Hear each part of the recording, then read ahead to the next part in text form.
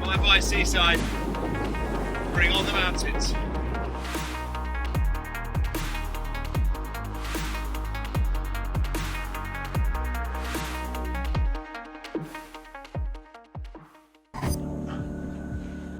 Welcome to my floating home. My name's James Levelle. I'm a filmmaker and adventurer. So last year I had a crazy idea, travel over 7,000 miles from the UK to Chile, fossil fuel free. Why? To record as many climate action video messages from the young people I met along the way, and then deliver those messages in a film to the UN climate conference in Santiago de Chile. So how do you travel over 7,000 miles fossil fuel free? Here we go!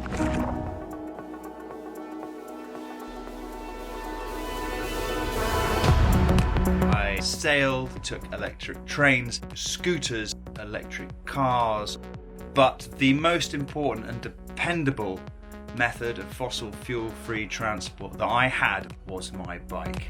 Woo! Yes! I rode this fantastic, indestructible, amazing Genesis Tour de Fur touring bike.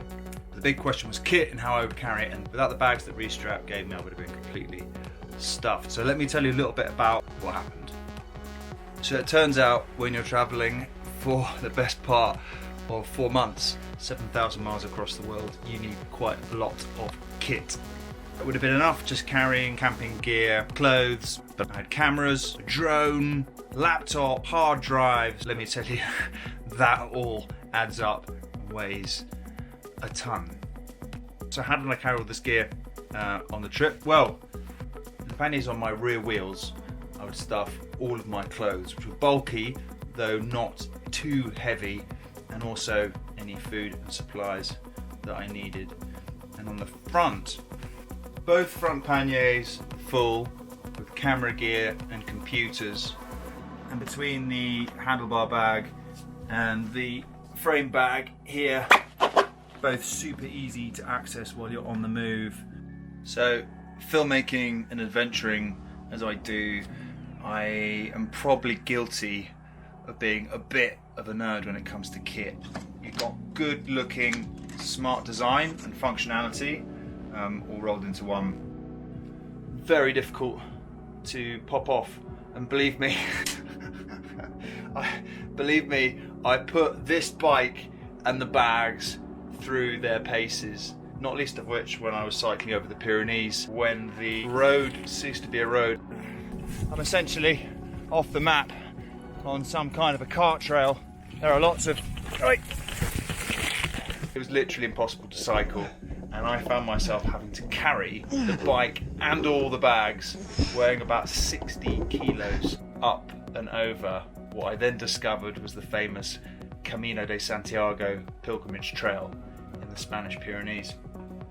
But this bike and the bags got a serious battering climbing up that mountain, and it all stuck together. Another major test was cycling up and over the Andes, particularly in the last stretch up to the mountain pass between Argentina and Chile.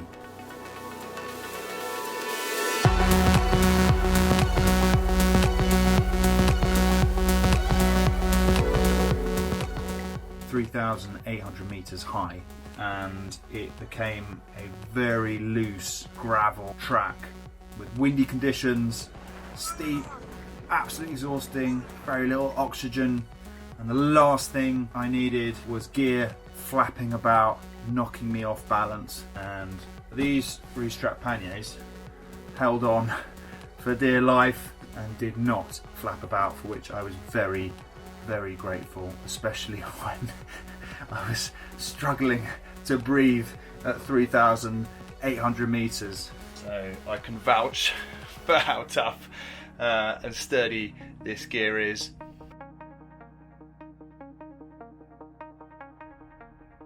If you are interested in the adventure, it's being edited and the documentary will be out soon.